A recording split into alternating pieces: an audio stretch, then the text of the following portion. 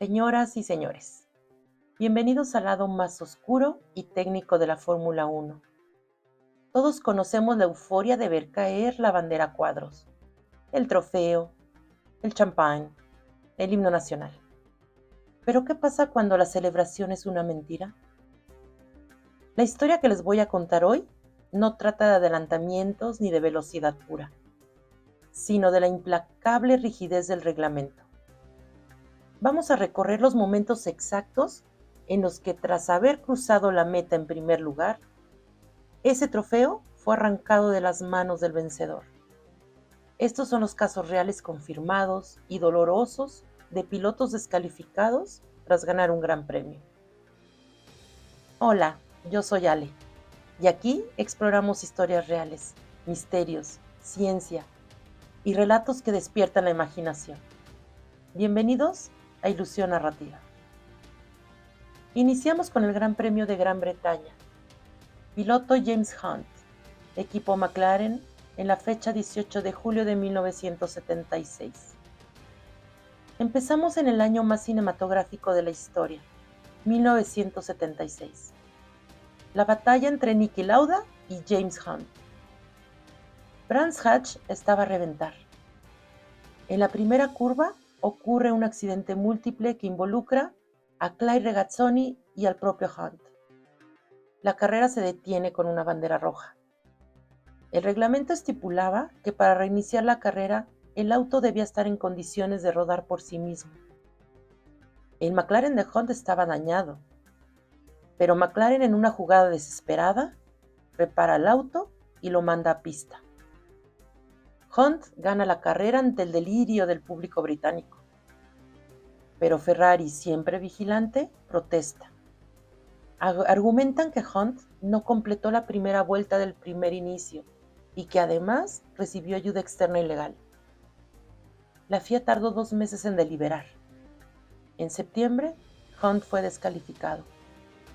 La victoria fue para Niki Lauda, y esto fue un golpe político brutal en medio de una guerra por el título.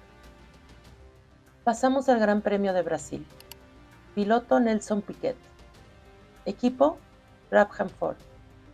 Fecha 21 de marzo de 1982. Saltamos a la era de los turbos contra los atmosféricos. Nelson Piquet, el ídolo local en Río de Janeiro, cruza la meta exhausto, casi desmayándose por el calor extremo, pero así ganando la carrera con su Brabham. Aquí entra la astucia de su ingeniero Gordon Murray. Los equipos con motores atmosféricos, como lo eran Brabham y Williams, no tenían la potencia de los turbos, así que necesitaban ser más ligeros. Entonces inventaron los tanques de agua refrigerada para frenos. La teoría, el agua enfriaba los frenos, pero la realidad es que el agua se vaciaba intencionalmente en las primeras vueltas, esto para correr por debajo del peso mínimo permitido. Antes de pesarse al final, rellenaban los tanques argumentando que era un fluido necesario. La FIA no cayó en la trampa esta vez. Descubrieron que era un sistema de lastre móvil ilegal. Piquet en primer lugar y Keke Rosberg en segundo fueron descalificados semanas después. La victoria recayó en el tercero, Alain Prost, quien irónicamente ni siquiera celebró en el podio. Pasamos al Gran Premio de San Marino. Piloto Alain Prost, equipo McLaren. Fecha 5 de mayo de 1985. Imola, una carrera de supervivencia. El consumo de combustible era crítico. Ayrton Senna se queda sin gasolina liderando. Stefan Johansson también se queda sin gasolina cuando también iba liderando. Y Alain Prost hereda la punta para ganar. Alain Prost estaba tan al límite que en la vuelta de honor también su coche se detiene. Empujan el McLaren hasta el parque cerrado, pero la celebración es inmensa. Alain Prost levanta el trofeo. Pero cuando los comisarios ponen el coche en la báscula, silencio total. El McLaren pesaba 538 kilogramos. El límite era 540. Le faltaban 2 kilogramos. Esos 2 kilos que probablemente fueron perdidos en fluidos y desgaste de neumáticos, pero que le costaron la victoria inmediata. El ganador oficial fue Elio De Angelis con Lotus, en lo que sería su última victoria en Fórmula 1, una victoria que nunca pudo celebrar desde lo más alto del podio. Así pasamos al Gran Premio de Japón. Piloto Ayrton Senna, equipo McLaren, fecha 22 de octubre de 1989. Llegamos al momento más polémico en la historia del deporte. Suzuka, vuelta 46. Senna y Prost chocan en la chicana Casio. Alain Prost abandona, convencido de que es el campeón del mundo. Pero Senna no se rinde. Pide a los comisarios que lo empujen, algo que es legal si estás en una posición peligrosa. Y así arranca el motor. Vuelve a pista. Entra a boxes a cambiar el alerón delantero. Remonta como un demonio y gana la carrera, superando a Alessandro Nannini. La alegría duró poco. Jean-Marie Balestre, presidente de la FIA, interviene.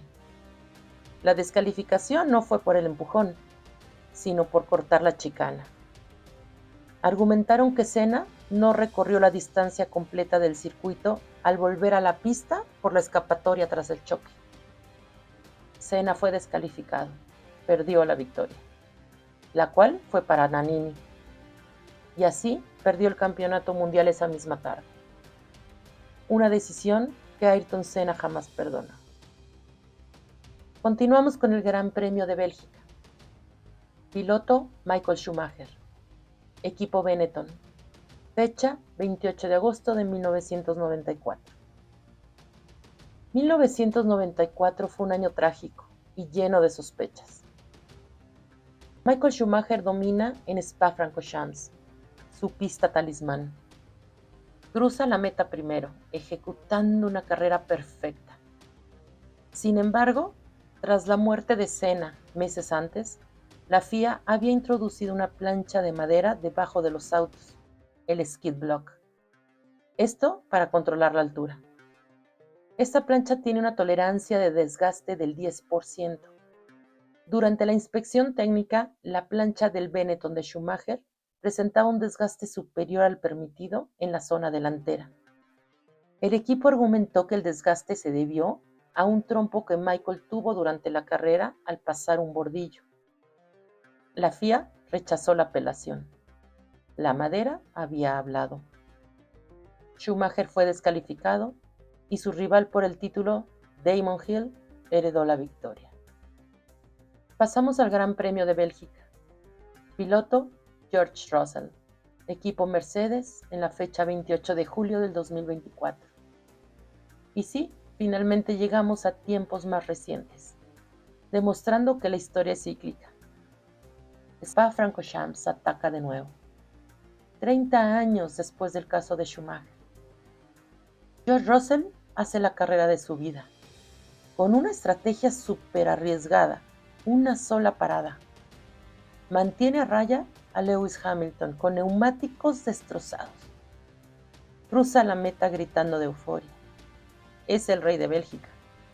Pero la estrategia de una parada tuvo un precio oculto. Al no cambiar neumáticos y no hacer una vuelta de enfriamiento tradicional, no pudo recoger graining o goma suelta. Esto para añadir peso. Además, que el desgaste de las gomas fue excesivo. En la báscula técnica, el Mercedes pesó 796.5 kilogramos, cuando el mínimo era de 798 kilos. Le faltaban 1.5 kilogramos, menos de lo que pesa una botella de agua grande. No hubo apelación. Toto Wolff levantó las manos.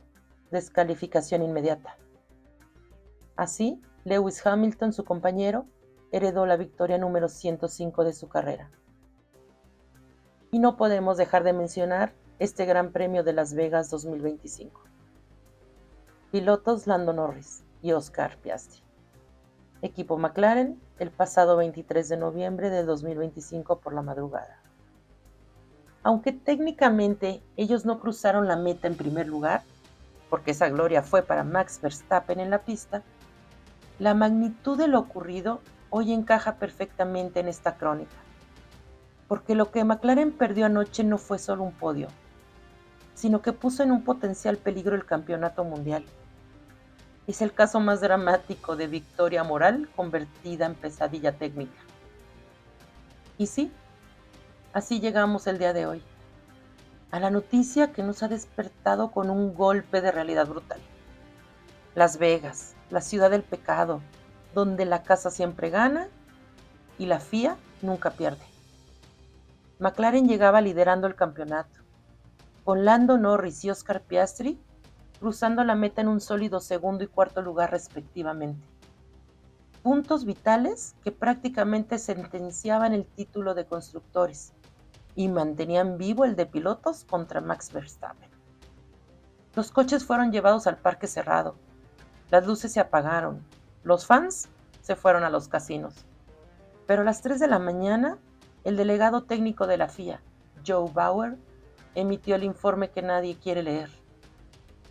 Al igual que le pasó a Schumacher en el 94 y a Hamilton en Austin 2023, el problema estaba debajo del coche.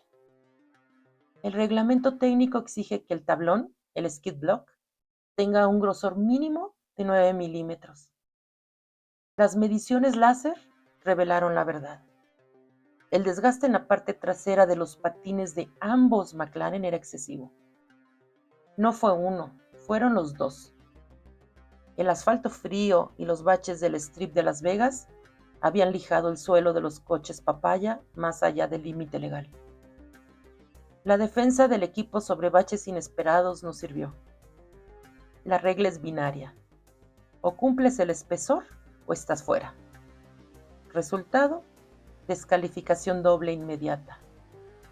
Lando Norris pierde su segundo lugar, Piastri su cuarto. En un abrir y cerrar de ojos, millones de dólares y puntos cruciales se esfumaron. Lo que anoche parecía una celebración de campeonato, hoy al salir el sol en el desierto es una catástrofe que reabre la lucha por el título y que además nos enseña una vez más que en la Fórmula 1 la carrera no termina hasta que la balanza técnica dice la última palabra. En resumen, esta es la dura realidad de la Fórmula 1. Puedes ser el más rápido, el más valiente y el más inteligente en la pista, pero si fallas por 1 milímetro o por 1 gramo ante el libro del reglamento, no eres un héroe. Eres una nota al pie de página en la lista de descalificados.